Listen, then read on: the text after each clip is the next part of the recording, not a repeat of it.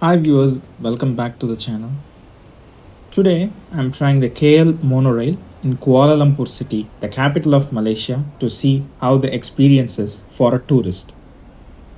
I'm currently staying in an apartment in KLCC area close to the Petronas Twin Tower, and the nearest monorail station is Bukit Nanas.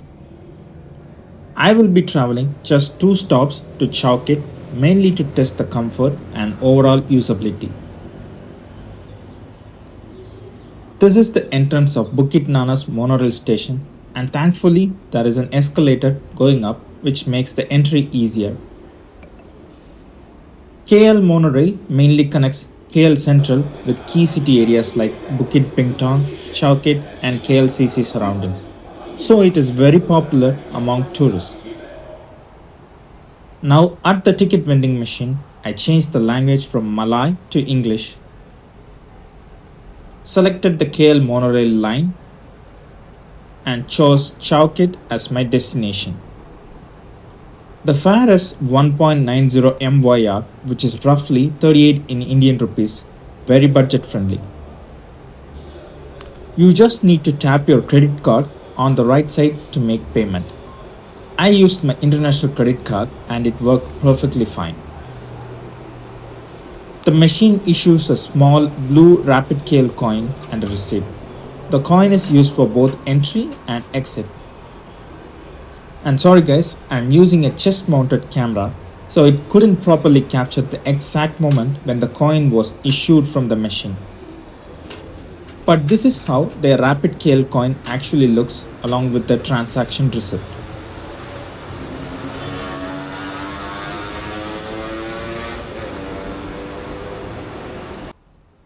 At the entry gate, you simply tap the coin on the green lit scanner and walk through. And again, sorry about this part as well, because of the chest mounted camera angle, I couldn't capture the exact moment of tapping the coin at the entry gate. Inside, you will find the station map and a list of all monorail stations. You just need to check the platform direction and walk to the correct side. The walk is very short. But if you are carrying heavy or large luggage, the KL monorail may not be the most comfortable option because some areas mandatorily require using stairs. For light travel, shopping, or sightseeing, it's perfectly fine. For airport runs or if you are using large bags, Grab cab is a better option in Kuala Lumpur city. The train frequency is roughly once every 12 to 15 minutes.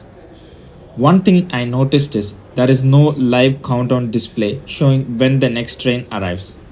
Only the current time is displayed on the board. However, Google Maps was almost perfectly accurate with the expected arrival time.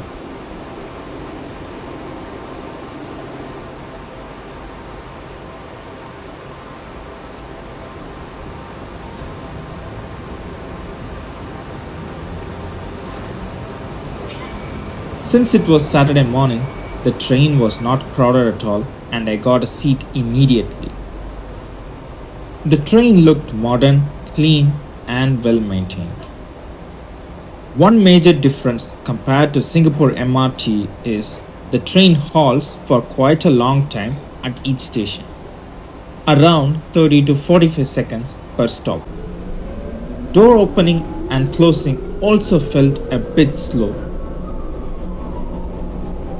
In the background, you can even spot a glimpse of the KLCC Twin Towers during the parts of the ride.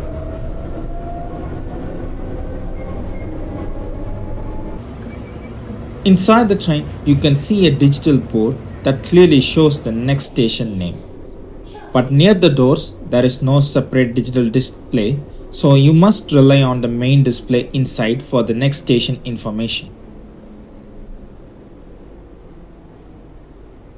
We reached Chow Kit in about 10 minutes for just 2 stations. The ride felt smooth but slightly slow, mainly due to the longer station halts. And the acceleration felt slow compared to the modern MRT systems. So overall, the KL monorail is comfortable, budget friendly, but definitely not the fastest option in Kuala Lumpur. So at the exit gate, remember you drop the coin into the slot and you do not tap it like entry. Once dropped, the gate opens automatically, simple and straightforward. And that's it. That's the end of our video. So KL Monorail is easy to use, very cheap, credit cards are accepted, clean and safe, good for short tourist trips.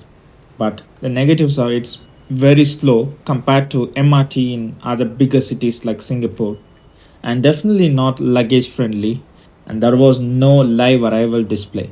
Overall, for short city travel, especially for tourist spots like Bukit Bintang, KL Monorail is good and economical option. Hope you all like this video. If you like this video, please like, share and subscribe.